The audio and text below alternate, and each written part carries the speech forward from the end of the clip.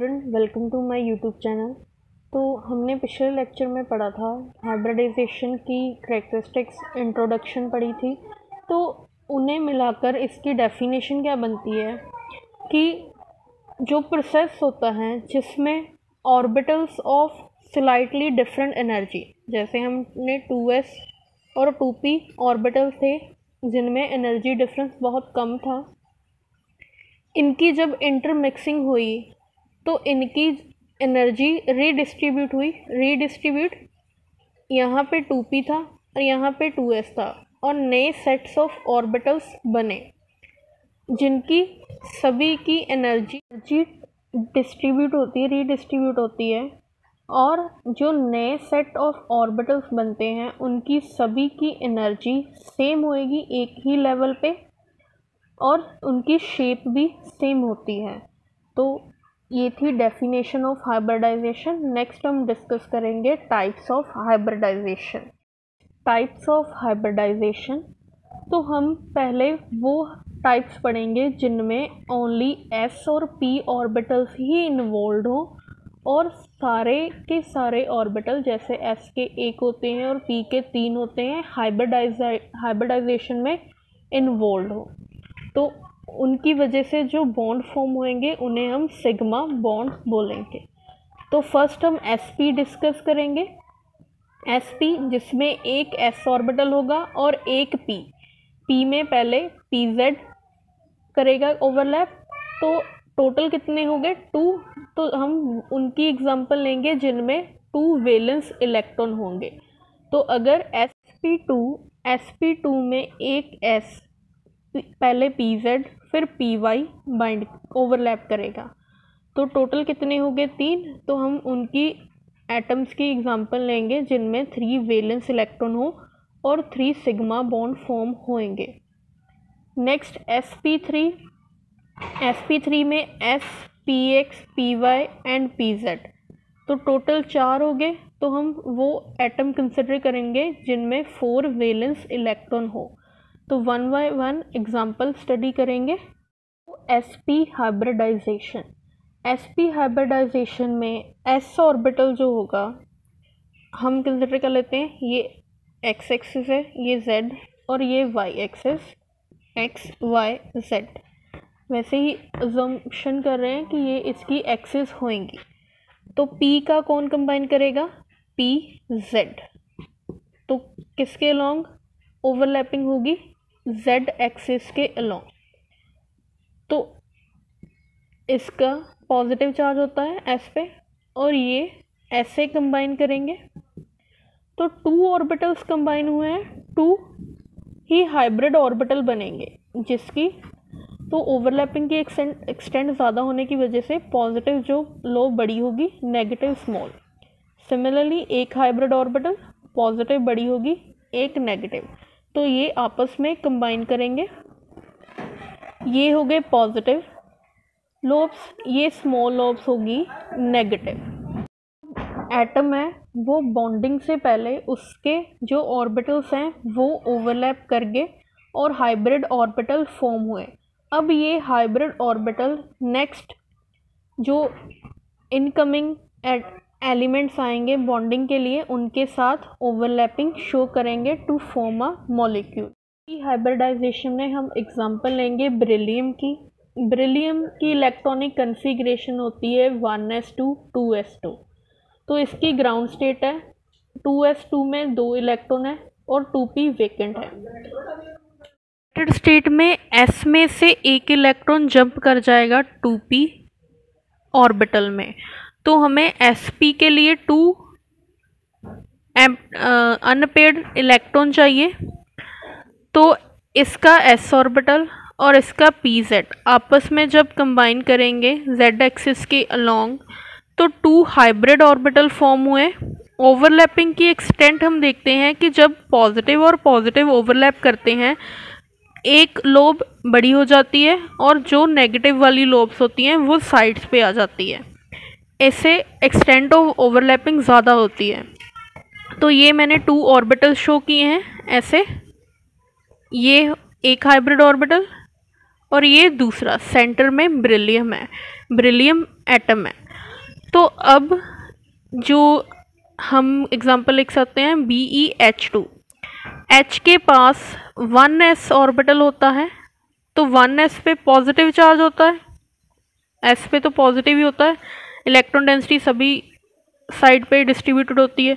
एक हाइड्रोजन का 1s, दूसरे हाइड्रोजन का 1s, तो ये पॉजिटिव पॉजिटिव आपस में ओवरलैप करेंगे। एक इलेक्ट्रॉन बेरिलियम का यहाँ होगा, दूसरा इलेक्ट्रॉन यहाँ, हाइड्रोजन का एक इलेक्ट्रॉन ये और ये, तो इस तरह इनमें ऐसे बॉन्ड फॉर्म हो जाता है और एंगल होता है 180 डिग्री, तो शेप होती है लीनियर।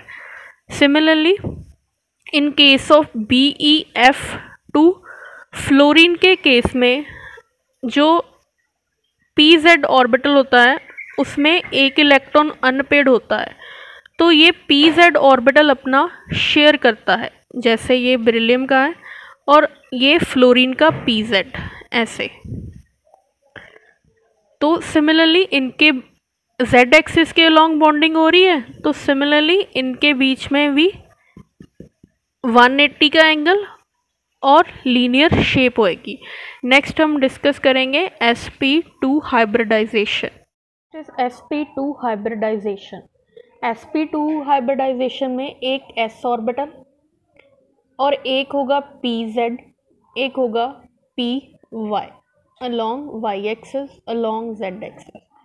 तो जब ये तीन कंबाइन करेंगे तो तीन हाइब्रिड ऑर्बिटल बनेंगे, एक लो बड़ी होगी प्लस और ये और दिस वन।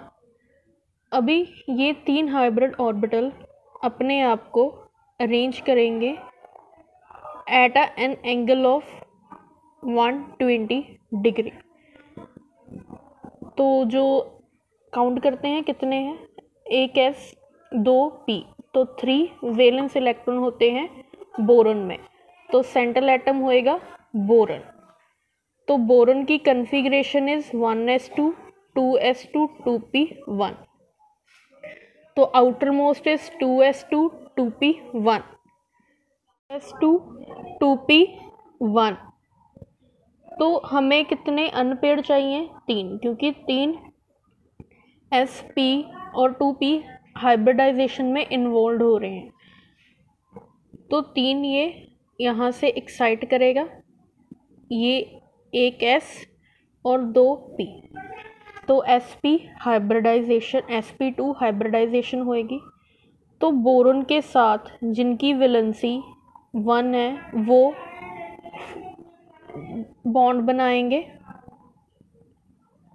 तो क्लोरीन, हाइड्रोजन और फ्लोरीन। हाइड्रोजन में 1s होता है, 1s में एक इलेक्ट्रॉन होता है, और जो इन केस ऑफ फ्लोरीन जो 2pZ होता है उसमें 1 इलेक्ट्रॉन अनपेड होता है। तो अगर S बाइंड कर रहा है तो ये हाइड्रोजन का एक इलेक्ट्रॉन, एक बोरॉन का, हाइड्रोजन का, तो ऐसे बॉन्ड फॉर्म होंगे।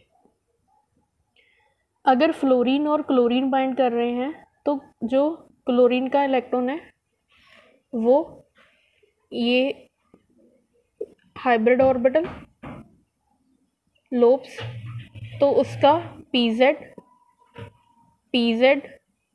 और PZ, तो ऐसे ये कंबाइन करेंगे और इनके बीच जो एंगल होएगा दैट इज 120 डिग्री। नेक्स्ट हम sp3 हाइब्रिडाइजेशन पढ़ेंगे। sp3 हाइब्रिडाइजेशन में एक s और 3 p ऑर्बिटल्स ओवरलैप करते हैं। अगर 4 एटॉमिक ऑर्बिटल ओवरलैप कर रहे हैं तो 4 हाइब्रिड ऑर्बिटल फॉर्म होंगे। s, px, py and pz जब कंबाइन करेंगे तो ये आपस में ओवरलैप करके एक इस तरह का स्ट्रक्चर फॉर्म करेंगे। तो इस टाइप की हाइब्रिडाइजेशन को हम बोलते हैं sp3। मतलब इसमें 4 सिग्मा बॉन्ड होंगे, सिंगल बॉन्ड। तो कार्बन की एग्जांपल ले सकते हैं हम, carbon is 1s2 2s2 2p2, तो हमें 4 सिग्मा बॉन्ड फॉर्म करने हैं, तो 4 अनपेड इलेक्ट्रॉन चाहिए। तो ये यहाँ से एक्साइट होगा, तो 4 अनपेयर्ड, तो हाइब्रिडाइजेशन में जो ऑर्बिटल्स इन्वॉल्व हो रहे हैं दैट इज 1 s और 3 p। तो कार्बन के अराउंड ये कार्बन के हाइब्रिड ऑर्बिटल, और कार्बन के साथ जो हाइड्रोजन बॉन्ड बनाएगा उसका 1s1 होता है, तो 4 हाइड्रोजन ओवरलैप करते हैं कार्बन के साथ, तो सभी सिंगल बॉन्ड फॉर्म हो रहे हैं ऐसे। तो इसलिए जितने सिंगल बॉन्ड उतनी हाइब्रिडाइजेशन। तो अगर हम ऐसे लिख लेते हैं 1 s 3 p, तो काउंट करिए कितने बॉन्ड है, 1 2 3 4, तो 4 क्रॉस कर दिए, तो कितनी हाइब्रिडाइजेशन होगी, sp3। अगर हम in case of this bf3 के केस में देखें तो कितने सिंगल बॉन्ड है, 1 2 3, तो जो हाइब्रिडाइजेशन होएगी, एक s कट हो गया, एक p और एक p, तो कितने टोटल कट हो गए, 3 कट हो गए, तो हाइब्रिडाइजेशन होगी sp2।